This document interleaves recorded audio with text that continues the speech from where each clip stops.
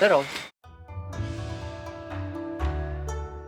Chùa Sim Cán là ngôi chùa cổ được xây dựng từ năm 1887 tại thành phố Bạc Liêu. Với cụm kiến trúc bề thế, toàn bộ được chạm khắc tỉ mỉ, nhiều hoa văn sặc sỡ, đẹp mắt, thể hiện nét văn hóa tâm linh độc đáo của người Khmer. Nơi này còn là trung tâm lưu giữ các tập truyện kể dân gian, các tài liệu văn hóa truyền thống Khmer. Tại đây, trẻ em Khmer trước tuổi trưởng thành được đưa đến học tập khoảng 3 năm về những bản sắc văn hóa của dân tộc mình. Có lẽ vì thế, đồng bào Khmer, dù họ ở đâu thì vẫn gìn giữ được bản sắc dân tộc truyền từ đời này sang đời khác gần như nguyên vẹn. Và một trong những văn hóa đáng tự hào của người Khmer không chỉ là kiến trúc, tâm linh mà ẩm thực của người Khmer cũng nổi tiếng khắp cả nước, được nhiều người học hỏi.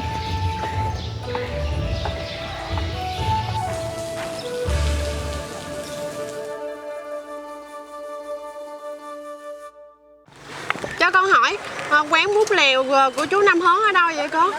Dạ, con cảm ơn cô. Bún nước lèo Bạc Liêu là món ăn yêu thích của nhiều người vì mang vị đậm đà của mắm, độ ngọt của cá lóc, thịt quay cùng những nguyên liệu đặc trưng của người Khmer.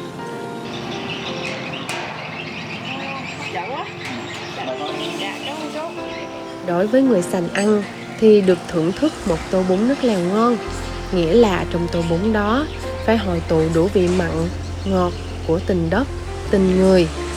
Bún nước lèo Năm Hớn là một trong số ít nơi còn đảm bảo cho thực khách nếm được vị của tô bún nước lèo thơm ngon đúng nghĩa. Hôm nay cháu ăn bún nước lèo chú nấu thấy sao? Dạ ngon lắm chú. Cảm ơn. Dạ, mà chú ngồi đây đi, con hỏi chú cái này cái. Dạ. Chú, cái thương hiệu bún nước lèo Năm Hớn của mình á là xuất phát từ đâu hả chú? Bún nước lèo là cái món ăn xuất phát từ người dân tộc Khmer. Mình học hỏi từ cái văn hóa ẩm thực của người Khmer. Về nhà cha mẹ của chú mới nghiên cứu rồi mới nấu ra cái món này. Rồi sau đó mới truyền lại cho con. Thì cha mẹ với chú luôn là tổng số bán năm nay nữa là được gần 35 năm rồi. Ba mẹ bán 25 năm, truyền lại cho chú khoảng hơn 10 năm tổng số. Con ăn các nguyên liệu con thấy rất là ngon, thì không biết nguyên liệu ở đây á mình có phải chọn lọc kỹ lưỡng không chú? Bún nước lèo ngon nhất là nhờ cái nước lèo. Nhưng muốn cho cái tô nước lèo nó thật ngon thêm nữa thì bây giờ thứ nhất là mình phải chọn những cái thức ăn ở trong đó, ví dụ như tôm, cá, rồi thịt heo quay phải thật là tươi, thật là ngon, giòn. Mình nấu từ cái mắm đồng, mắm rô, mắm sặc đó, rồi cái lượng nước cho nó vừa phải, nêm mình thử cho nó ngon miệng là ok rồi. Nhất định là con sẽ về con học thử cái món này, con làm được. Con cứ nấu đúng như vậy là sẽ ngon. Dạ.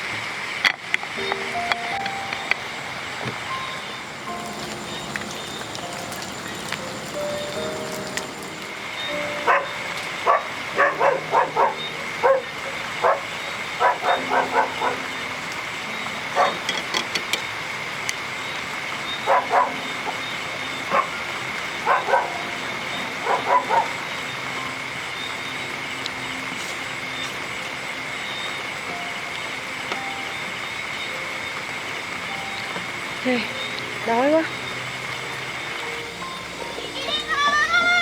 Ơi, Tới rồi. trời ơi, đói bụng muốn chết. Đợi hai đứa nãy giờ. Mưa, mắc mưa. Mưa. Nè, ăn đi cho còn nóng nè. Chị mới Dạ, vừa bút nấu ra. gì vậy? Bún nước lèo.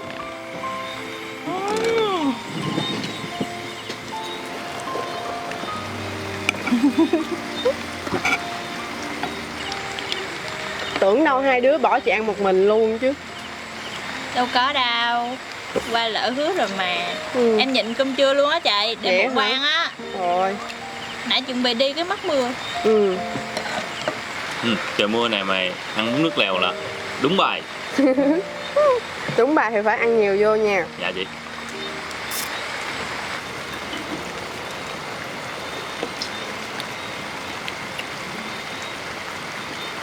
Ủa chị, cái này chị bỏ mắm vô đúng không? Nghe thơm thơm nè. Đúng rồi. Nước lèo nhưng mà chị có nấu thêm mắm cái linh với mắm sặc vô nữa. Nhưng mà cái mùi nó nhẹ nhẹ thôi đúng không? Dạ đúng rồi, thơm lắm. Ừ. Ngon mà, dễ ăn mà. Cá cũng ngọt nữa nè. Cái cá đó là chị phải tách xương hết luôn á. Hèn chi nãy giờ không thấy. Chị, Hử? cho em một tô đem về nữa được không? Được, cho luôn 2 tô. Dạ, cảm ơn chị. Ôi, lẹ mày. Tranh thủ mưa mà. Chơi thằng này. Ngon lành. Chị cho em tô đem về. Còn Rồi. tô em gửi mai em qua ăn tiếp. Trời đất ơi.